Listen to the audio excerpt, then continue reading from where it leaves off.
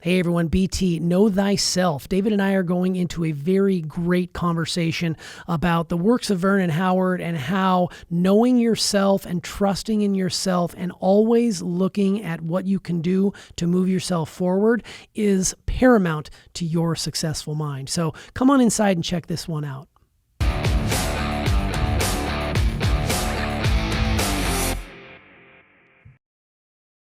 Hey everyone, BT, and welcome to Inside the Episode. Today, David and I are going inside the episode titled Know Thyself. Loving knowing thyself. You know yourself pretty well, don't you? Kind of. Hang out with yourself a lot? A lot. I hang out with myself a lot too. Sometimes it's not comfortable, but today it's going to be. There are I'm with days. You can guide me through it. There are days. Well, this could also be called the Vernon Howard episode because that's kind of where you're pulling this teaching from. And Vernon Howard was a huge influence in your growth. I've got a few Vernon Howard booklets that are over here on my side as kind of like a little prop. But what is it about Vernon Howard's materials that stands out to you most? Well, the interesting thing about Howard was that he had some materials that when you would read them, at least for me, you would instantly see yourself in them. And I was reading them to actually understand the behavior of other people. And when I started going through his treasure box of higher learning, I actually started seeing my own behavior very specifically for the first time. And what was really interesting about that was that there was so much of it that I learned about myself going through those little booklets that he created. It really helped me uncover things that I didn't know were there because I didn't see them. I just didn't see them. But I didn't know was that I was seeing them in other people. And he helped me see them in myself.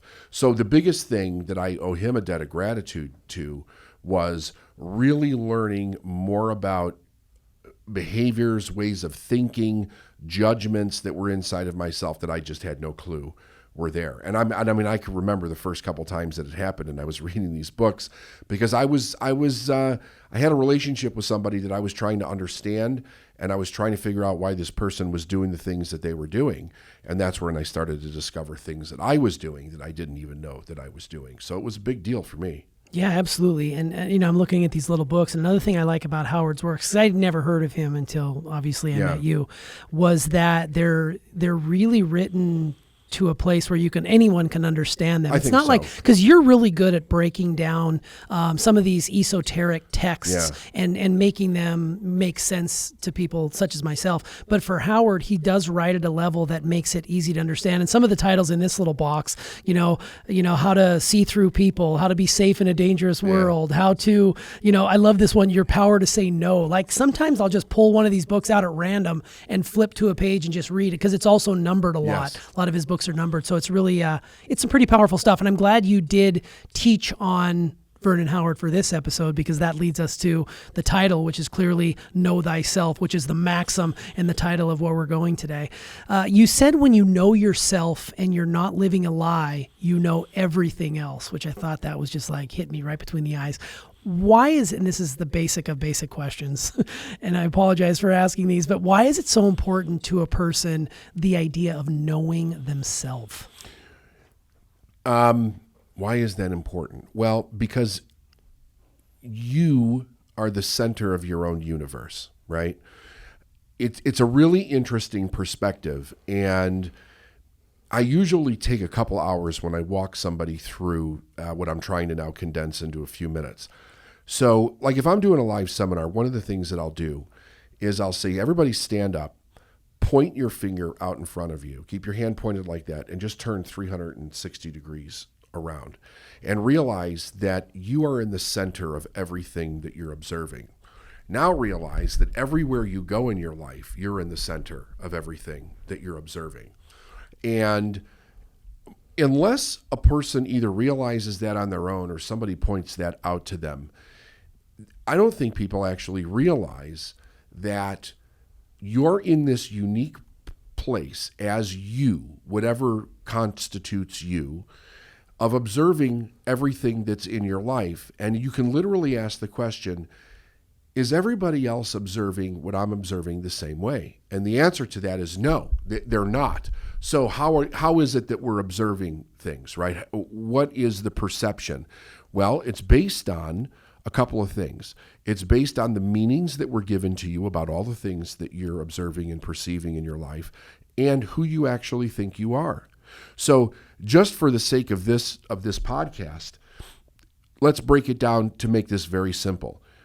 If you see yourself as a victim, you're going to perceive everything in the world as potentially keeping you a victim or not keeping you a victim. It's going to fall into those two buckets.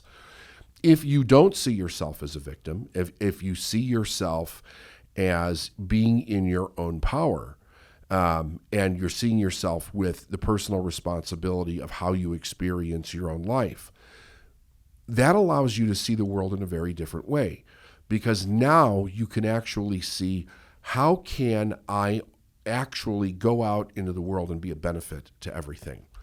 A victim sees the world in a way where they don't necessarily think, how can they be a benefit to everything? Because many of the things that they're observing, they believe are actually keeping them in whatever they feel that they're victimized by or victimized within, right? So when we understand ourselves, the truth is that it takes away the victimization. And when you realize that you're not a victim, and I'm not, and I want to say this in a way where almost everybody can hear this, even though I know that I can't control that. I am not saying that things that other people do that are not good or bad are okay. I'm not saying that in any way. But when you see yourself as not a victim, the potential for your life exponentially grows. And it allows you to really step into the full potential of what you're here for, what you want to do, how you actually want to live your life, the service, the benefit that you can actually become. If you don't see yourself that way, you're forever living your life in this push-pull of things happening to you, and there's perpetrators, and it really limits what it is that you're actually going to do with your life, because you are stuck by a story that you virtually can't get out of, because the thing that's keeping you in the story in your perception is somebody else or something else. So knowing yourself is everything, right? Now, you could go down a lot of different roads with knowing yourself, but that's one that we're dealing with really big in the world right now. And in order for a person to fulfill their purpose, to be what they want to be, to truly be of service, to actually own the power of their choice, they have to have some semblance of who they really are, and that needs to be based in truth. Otherwise, they're stuck in a story that just is extremely destructive. Yeah, well, that's brilliant. While you were talking, it made me think of how when you specifically were mentioning, if you always find if you're a negative person, you're going to seek out the negative and verify that when you're looking outward from yourself. Victimization the same way. It kind of made me think of how early on in the pandemic, I became this formerly optimist, now completely pessimistic. And it was like every day was a struggle, and I was just putting out more nonsense. And guess what? I was getting more nonsense back to me.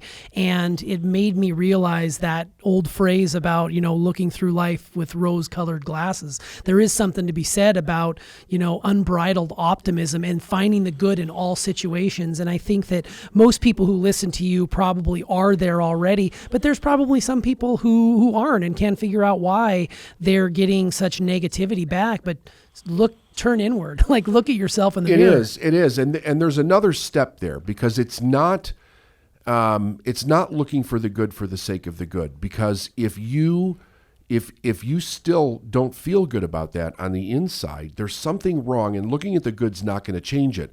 It's about looking for the truth. There's this old Stoic saying that says, know the truth and the truth will set you free.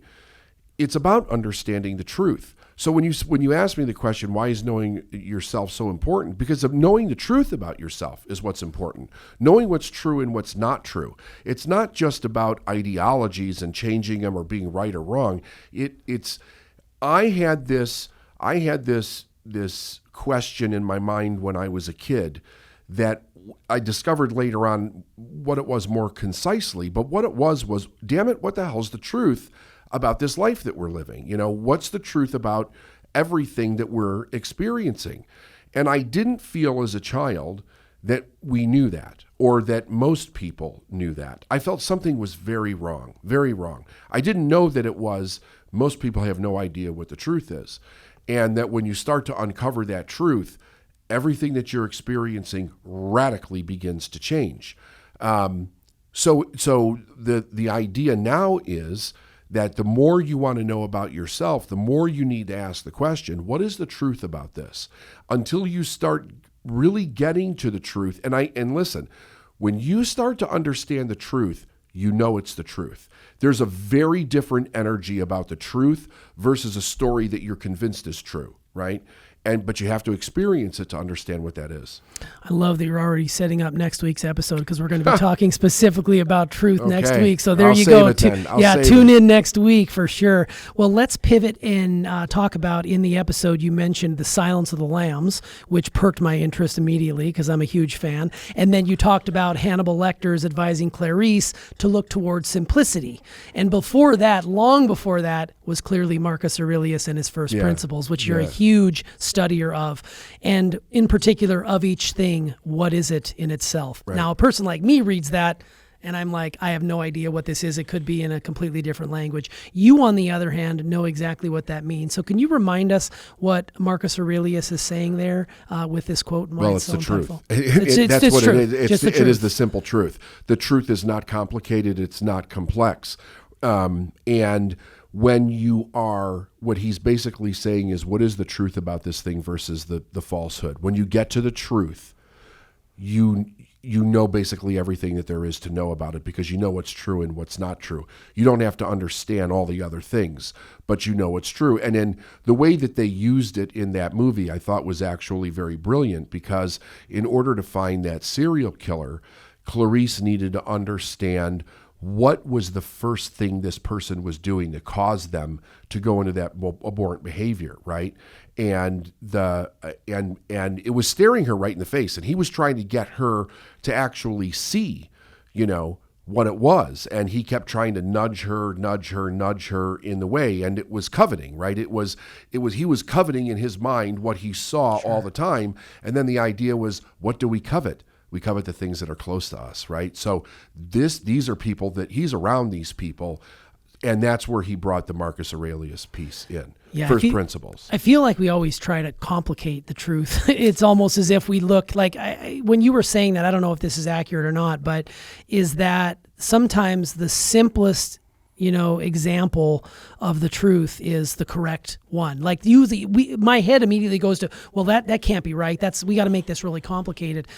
And truth is truth, like you said. You know it when it happens. So it just made me think of that. Well, so look at that for a second, because you're so right about we make things complicated. But then you ask the question, well, why is that we make things complicated? And the reason that we make things complicated is because the subconscious mind is extraordinarily good at keeping us stuck in the patterns that we have developed to keep us safe. And if we complicate something, we can't get to the truth if the truth is different than the pattern that we're experiencing. So one of the first defensive mechanisms that the subconscious mind will do is confuse. If we're confused, we're not going to stay confused long, because confused doesn't feel good. So we're going to go to where we think we have clarity. The first place we have clarity is in our own pattern, because we've been doing it for so long. It's not going to be in something that we're not familiar with, right? So the confusion, the complexity pulls us back to the ease of our own pattern. Man, yeah, it certainly does. So for those who have not studied Marcus Aurelius's works, are there any other works you recommend, or is it just these first principles that you studied? And what can a person expect to get out of those teachings? Yeah, so let me tell you what is the name of the book? It's on the tip of my tongue here. You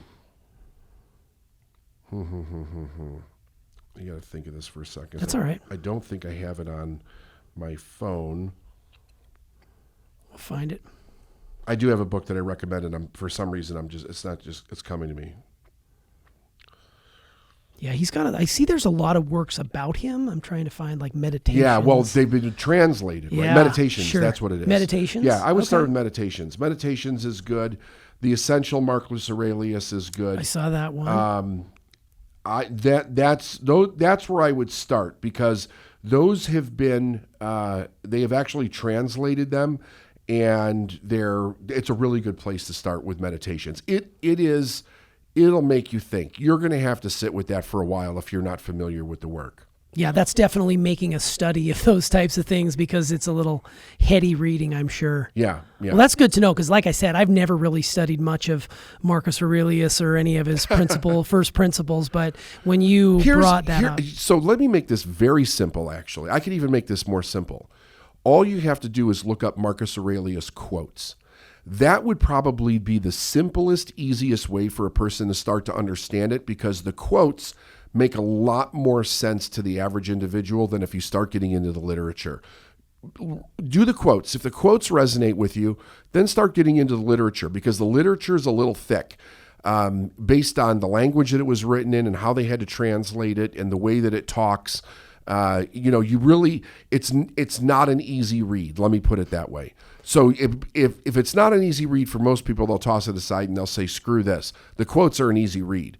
But if you get into the material and it's not easy and you throw it away, then it doesn't really do any good at all. Yeah, like the universe is change. Our life is what our thoughts make it. Or the soul becomes dyed with the color of its thoughts. Like these quotes are amazing. Yeah, I never would have thought to Google Marcus Aurelius quotes and to see the gems that are there. Yeah, they're gems. Did someone push you in that direction? Did you stumble upon it yourself? Stumbled upon it myself. That's somewhere. great. Yeah. So every now and again you just do something that amazes well, yourself. early, so a long time ago when I first started studying, I didn't know what to study. So I studied some of the things that I had heard about, like the ancient philosophers and stuff like that. And then that's how I came across him, Sure. So, and then there's Seneca, and, they're all of the ancient guys are out there. There's all books on them, right? So you can get them and read them, and it's fantastic stuff. Yeah, it was one of the coolest classes I took when I was in college. I took a humanities course, and we were studying from Plato and Socrates and all these mega minds and, learning about what these words meant and breaking down like sentences. It wasn't even a chapter. It was a sentence and how powerful that is. So definitely check those out. Marcus Aurelius quotes for sure. There's a lot of the early wisdom came from those philosophers. And there's some of the stuff over the years I've changed my mind on, but they were still dealing with the world the way that they knew it at that time. Because here's the thing, there's not a whole lot of places to go. Like if you want to start getting into the roots of where this came from, you're either going to go to the philosophers and work your way into the modern age from there, or you're going to go to religions and work your way into the modern age from there. There's nowhere else to go. Right. So you have to go into literature that is available. Sure, absolutely. Well, here's a brilliant quote that I pulled out from this particular episode. The truth is simple, lies and falsehood are complicated. The truth takes you to the core of the issue, and how to fix it or change it is there as well. The truth comes from knowing yourself completely. If that's the case, so here's the question. Why do so many people shy away from the truth? Is it merely programming, or is it done out of fear of what they might see when they start diving into the truth about themselves? So there's this idea that there's this fear about diving into the truth. And I do think that there is some truth to that with certain things, because especially when you're dealing with, so if you're not going like to the absolute truth of what you are as a soul being, but you're going into the truth of what has made you up as a person, that's where it can get very tough for people, because there's all these things that made us up into the person that we are now. And they're not all easy things to look at, depending on how you were raised and the things that you've done. But if you don't look at the truth of them, you're never going to heal them and really get to, how do I create myself as the person that I really want to be? But even more so, the idea that the subconscious mind does not want you to remove these patterns is the most important thing that you need to understand at first, because it's not about the content of the patterns, it's the pattern themselves. It's a pattern itself. We learn these patterns as a way to move safely through the world, with the idea that the parent was supposed to gradually teach you enough of the truth and enough confidence in applying it in your life that you could take care of yourself. When that didn't happen, you have a child that turns into an adult and applies the patterns that they learned to survive their childhood. So when you had a dysfunctional childhood, nobody taught you how to have functional patterns as an adult. You developed patterns just to be able to get through the childhood. Well, they don't work.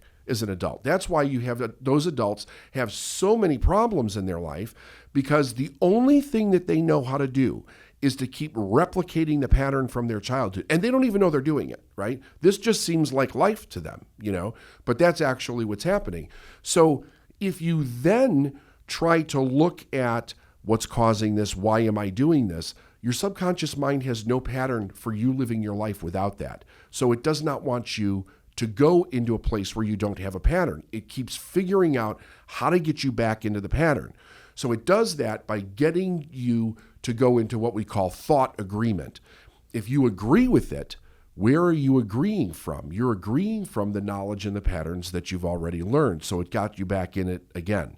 And then you stay in there. And that's why it's hard to break out of the patterns. And then once you do break out of that pattern, it's easy for you to recognize in the moment if you're being sucked right back in, and you can hopefully head it off at the pass. When you break out of the pattern and you start to be aware of what's actually happening, and you start to be aware of the truth, you cannot unsee that again, right?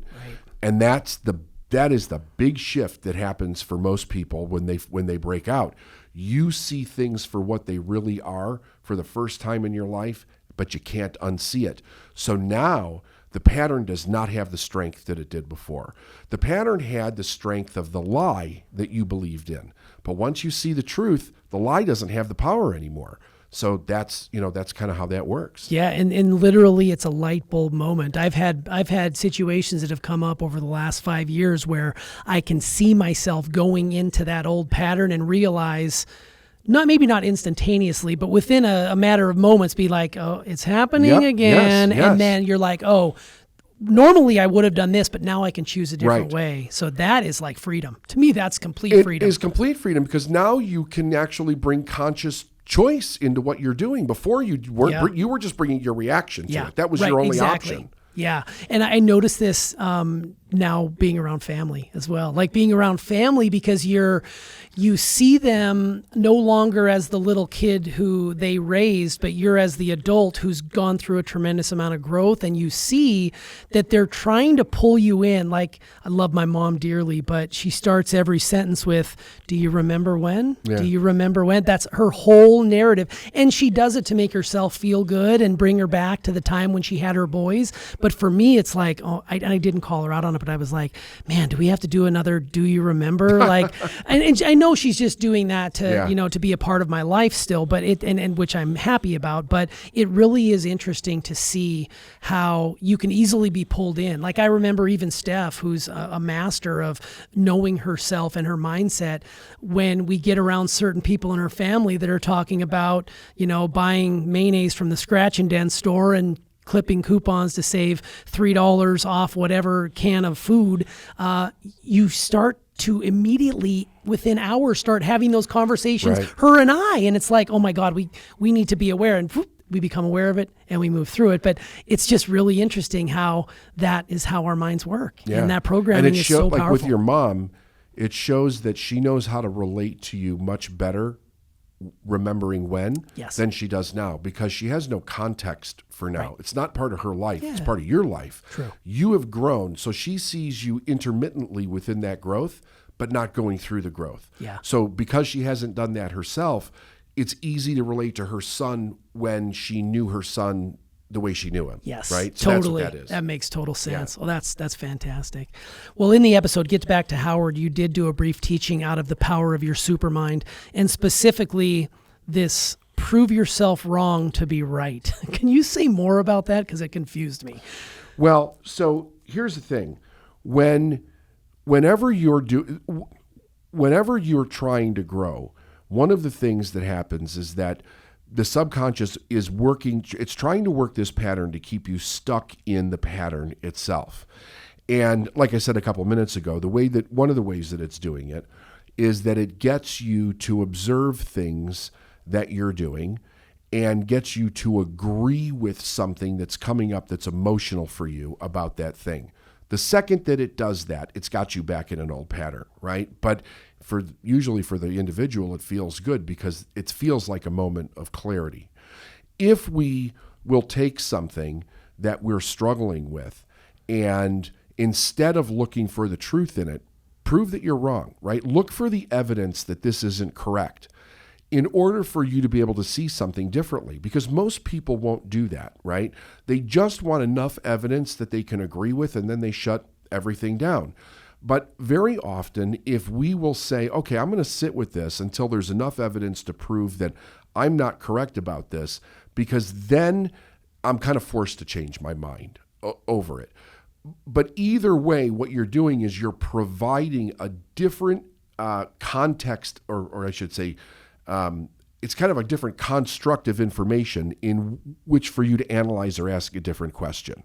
So it's another way to approach it. Sure.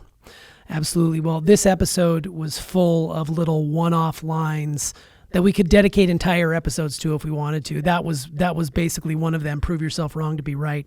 And here was another one that especially jumped out at me. If we're not content without it, we will not be content with it. And I see this as it relates to achieving success and perhaps even making more money. Everybody thinks that I just need to make more money, and right. Me being an asshole is no longer going to be an issue because I'm going to be so happy because I'm wealthy. Guess what? Now you just have a rich asshole. So if you weren't happy, and use the word content there, without it, there is no reason to believe you will be with it. Can you talk about where that sweet spot for contentment is for you and how you achieved yours? Like, where did you get to that level of contentment? Because I have to believe that early on when you were first starting out, it wasn't always readily available. No, it's not, because the idea is, what is it that you think the thing is going to give you? The money, the relationship, the house, the car, whatever it is. Most people are going after those things for the wrong reasons. And it will be based in whatever meaning that you have given those things throughout your lifetime. And what you're really doing is you're trying to satisfy the insecurity or the falseness of that meaning. For instance, let's say that you don't love yourself, and let's say that you are afraid to be alone. You're very much going to be pushed to try to find a relationship where somebody is verifying to you that you're lovable and that they won't leave, So here's the issue. When you get into that relationship, it's not going to go well because you don't love yourself. So you're not going to be content in that relationship because you're not solving the problem. You are solving it the way you think you were supposed to. So you solve the problem. You think that's going to give you something that it's not going to give you. That's why if you get it, you won't be content with it. You're not content without it, and you're not content with it because the thing is not the thing that makes you content. It would be loving yourself and learning how to be alone with yourself without being disturbed where you have to distract yourself to do something. And you can look at that with every physical thing in life. The question is, why do you want the thing that you want? Now, in the beginning, one of the things, like very, very early on, being a millionaire, yeah, because then I don't have to look at money. I don't ever have to worry about money again. I can spend it endlessly and never run out. And there's nothing further from the truth. You'd end up with that money and you'd be more nervous than you were without it because you'd be scared to death that it was going to run out and then it would, and you'd be a damn mess. So how can you feel secure and content without it, right? You can, because if you understand and learn how to bring those things into your life based on responsibility and discipline and all the things that actually do it, you now master the thing that you're afraid of, which is not having it at all. So that is where we get content in our knowledge, our awareness, and our skill set, and it's not based in the thing itself. Yeah, so it's basically love yourself, which leads us back to know thyself. You have to know yourself, Absolutely. Fall in love with yourself. And if a person out there listening right now is not in love with themselves, is there something they can do maybe just to get to that place where they do fall in love? Acceptance. Accept. When you don't love yourself, you're rejecting part of yourself or parts of yourself. So really loving yourself is not about being perfect. It's about accepting yourself as who you are. So that's when we talked about other people that I've studied in my life that I found fascinating. That's one of the fascinating things about them, is that they were not perfect people by any stretch of the imagination, but they loved who they were and they accepted the good, the bad, and the ugly. The idea is that you accept yourself. And part of that is accepting what you want in life, right? What you really want, not what other people have told you that you want, but what you truly want in life.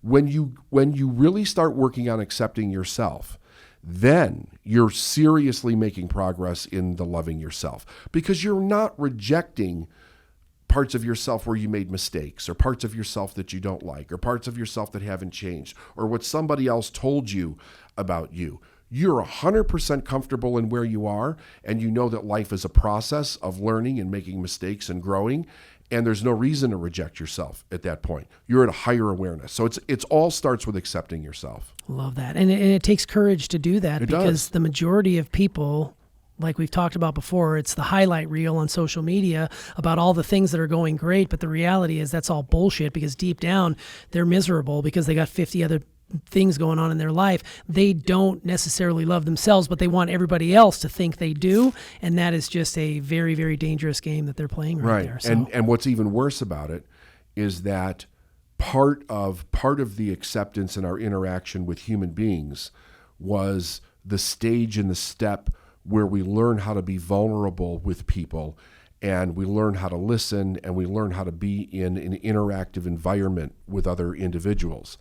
Technology has done something. The dangerous part about it is that we have literally forsaken the vulnerability part, and we can stand behind a mask permanently and say this is who we are, and we don't ever get challenged on the vulnerability because nobody's there to challenge us. So we can keep the bullshit out in front and never get challenged by it. If we're in a relationship, at some point, that's gonna disintegrate. Yeah. It's either gonna blow up in my face or your face, or you're gonna challenge me or I'm gonna challenge you. Something's gonna happen to expose that I'm not being vulnerable in what it is that I'm trying to cover up. You're not on internet, it's not. That's right. Yeah, for sure. Yeah, vulnerability is such a superpower that I work on as much as possible. I'm still not 100% there yet, but I will get there. So, well, this has been a great episode. Know Thyself. This was wonderful. Thanks for coming inside. You bet.